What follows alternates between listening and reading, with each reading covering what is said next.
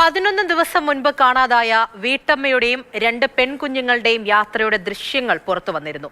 തിരുവല്ല നിരണം ആലംതുരുത്തിയിൽ താമസിച്ചിരുന്ന റീനയുടെയും മക്കളുടെയും ദൃശ്യങ്ങളാണ് ലഭ്യമായിട്ടുള്ളത്. നിരന്തരം കുടുംബ പ്രശ്നങ്ങളെ അഭിമുഖീകരിച്ചിരുന്നു എന്നാണ് റീനയുടെ ബന്ധുക്കൾ പറയുന്നത്.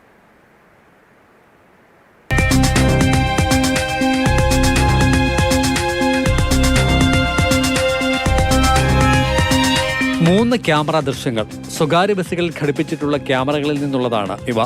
മൂവരെയും കാണാതായ ആഗസ്റ്റ് 17 രാവിലെ 11 ഉച്ചയ്ക്ക് 12 ഇടയിലുള്ളതാണ് ദൃശ്യങ്ങൾ.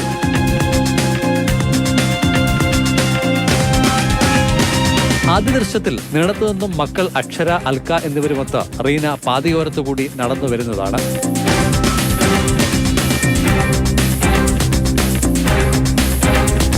സ്വകാര്യ ബസ്സിനുള്ളിൽ നിന്നുള്ളതാണ് രണ്ടാമത്തെ ദൃശ്യങ്ങൾ.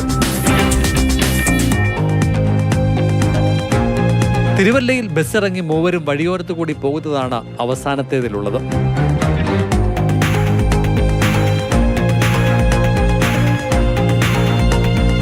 ശേഷം ഇവർ എവിടേക്ക് പോയി എന്നത് ഉറപ്പിക്കുന്നതിനായി കൂടുതൽ CCTV ദൃശ്യങ്ങൾ ശേഖരിച്ച് പരിശോധിക്കുകയാണ് പോലീസ്.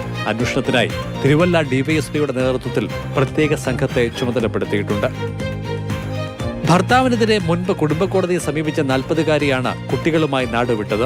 നിരന്തര കുടുംബ പ്രശ്നങ്ങളെ തുടർന്നായിരുന്നു ഇത്. നിരണം പഞ്ചായത്ത് 5-ാം വാർഡിൽ കാടുവെട്ടിൽ വീട്ടിൽ റീന K. ജെയിംസ് എന്ന 40-കാരി, മക്കളായ 8 വയസ്സുകാരി അക്ഷര, 6 വയസ്സുകാരി അൽക്ക എന്നിവരെയാണ് ഈ മാസം 17 മുതൽ കാണാതായത്. കടപ്ര കണ്ണശ സ്മാരക സ്കൂളിലെ 3-ാം ക്ലാസ് വിദ്യാർത്ഥിനിയാണ് അക്ഷര. അൽക്ക 1-ാം ക്ലാസ്സിൽ പഠിക്കുന്നു.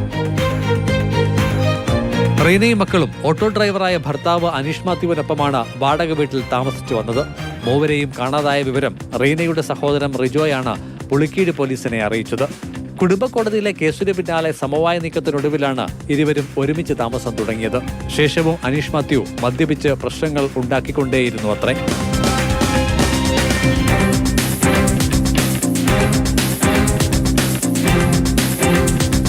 മാതൃഭൂമി ന്യൂസ്, പത്തനംതിട്ട.